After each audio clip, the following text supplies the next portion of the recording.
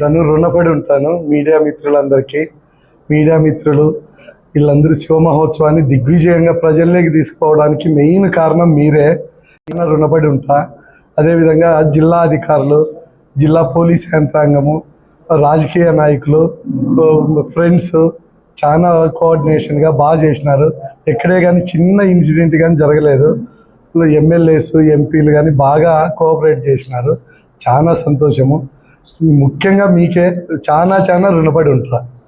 నేను యాక్చువల్గా నా లక్ష్యం వచ్చేసి 10,800 నుంచి 15,000 మాత్రమే పెంచుకున్నా. ఏదన్నా భక్తి కదా, భక్తి మీద ఉన్నప్పుడు ఆ పరమేశ్వరుడే ఉన్నాళ్ళేమని భయపడకుండా సీట్లు పెంచింది. ఎక్కువ కెపాసిటీ పెంచినాము. కెపాసిటీ పెంచేదానికి దానికి అనుగుణంగా మారినారు. ఫుడ్ బయట నుంచి తెప్పకుండా అక్కడే అలర్ట్ చేసి అక్కడే పెట్టడం వల్ల సక్సెస్ అయింది. నా రమారమి 30-35,000 మంది వచ్చింటారని నేను అనుకుంటున్నా.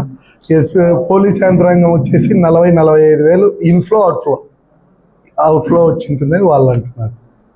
పరమేశ్వరుడు జయించినాడు అంతే, ఇంక వేరే మన చేతిలో ఏం లేదు. దేవుడు జయించినాడు. దానికి క్రమశిక్షణగా మీలాంటి వాళ్ళు అందరి సహకారంతోనే అయ్యింది. ఇది ఒక వ్యక్తి వల్ల అయితే కాలేదు. మొత్తం అందరూ సమిష్టిగా ఎమోషనల్గా ఫీల్ అయ్యి చేసినారు వర్క్. రాజకీయాల సంబంధమే లేదు, ఓన్లీ పరమేశ్వరుడే.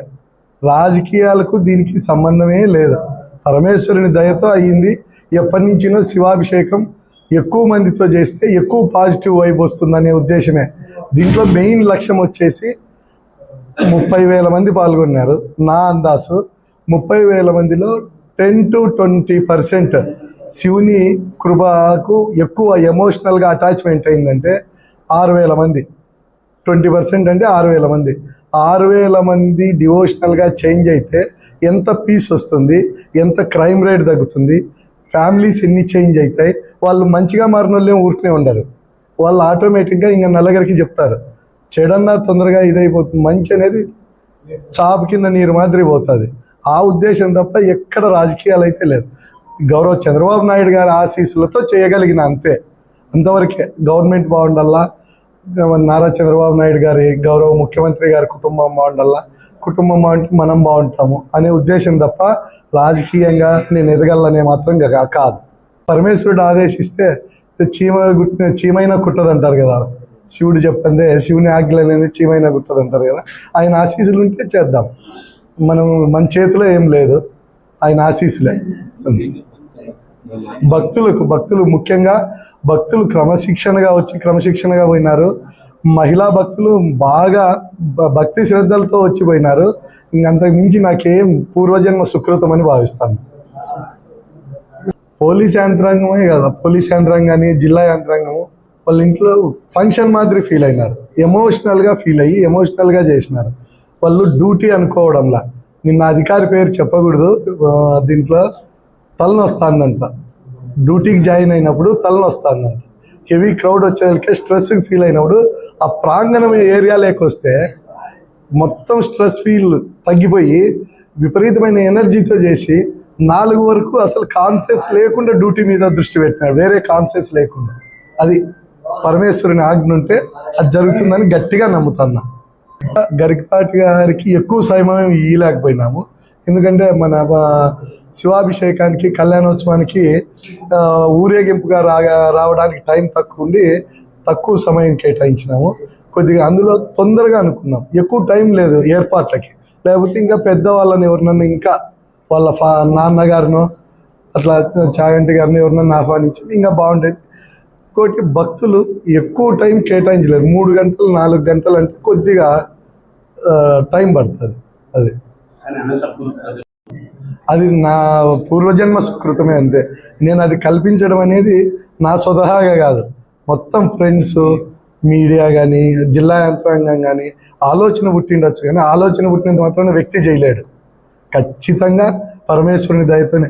పరమేశ్వరుడు ఉన్నాడు అనేది ఇంకో నిదర్శనం. మన రిటైర్డ్ ఈఓ గారు, ఆయనకు విషయం తెలిసి వచ్చినాడు. రామారావు గారు విషయం తెలిసి వచ్చినారు. అట్లా చాలామంది ఫ్రెండ్స్, పాత ఫ్రెండ్స్ విషయం తెలిసి వచ్చిన వాళ్ళు ఉన్నారు. వాళ్ళు పూర్తిగా ఇన్వాల్వ్ అయ్యి చేసినారు. ఆమెకి డివోషనల్గా బాగా, మా వైఫ్కి డివోషనల్గా బాగా కనెక్ట్ అవుతుంది, బాగా సహకరించింది. ఫ్రెండ్స్ ఉంటారు. అందరికీ శుభోదయం. శివోహం.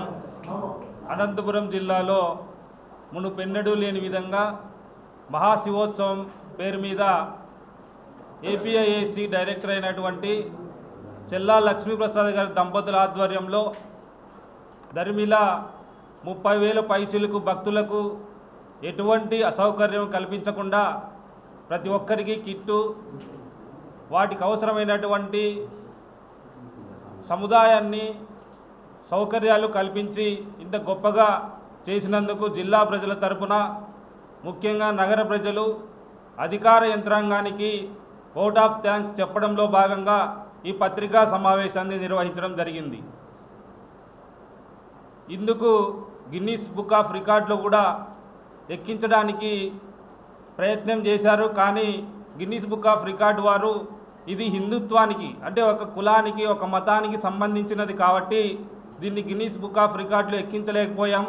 ఎందుకంటే నిజంగానే చాలామంది పండితులు, ఇంటెలిజెన్స్ వర్గాలు తెలిపిన విధంగా 10,800 మందికి అనుకున్నప్పుడు భక్తుల యొక్క రెస్పాన్స్ చూసి 15,000 మందికి